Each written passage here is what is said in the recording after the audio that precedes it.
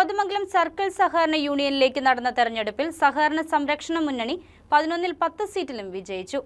നിലവിലുള്ള ഭരണസമിതിയിൽ LDF-ന് 7 സീറ്റും UDF-ന് 4 സീറ്റുമാണ് ഉണ്ടായിരുന്നത്.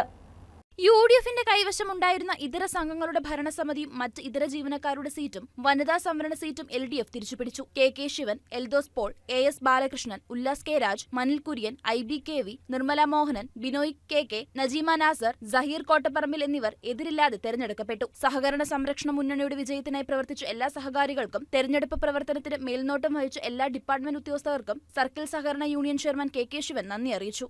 ഈ കാലഘട്ടത്തിൽ പുതിയ നിയമങ്ങളും ചട്ടങ്ങളും ഈ പരിഷ്കരിച്ച നിയമങ്ങളും ചട്ടങ്ങളുമെല്ലാം പല ഘട്ടങ്ങളിലായി ICM-ന്റെയും സ്റ്റേറ്റ് കോഓപ്പറേറ്റീവ് യൂണിയന്റെയും അതുപോലെ ഡിപ്പാർട്ട്മെന്റിന്റെയും സഹായത്തോടുകൂടി ഈ കാര്യങ്ങളെ സംബന്ധിച്ച് നല്ല ബോധ്യമുള്ളവരാക്കി സഹകരണ സംസ്ഥാനത്തെ സംബന്ധിച്ച് എന്താണ് എന്ന് അവർക്ക് മനസ്സിലാക്കി കൊടുക്കുവാൻ ഈ കഴിഞ്ഞ 5 വർഷക്കാലം ഞങ്ങൾ നടത്തിയിട്ടുള്ള പ്രവർത്തനത്തിന്റെ ഫലങ്ങൾ നമുക്ക് കഴിഞ്ഞിട്ടുണ്ട്.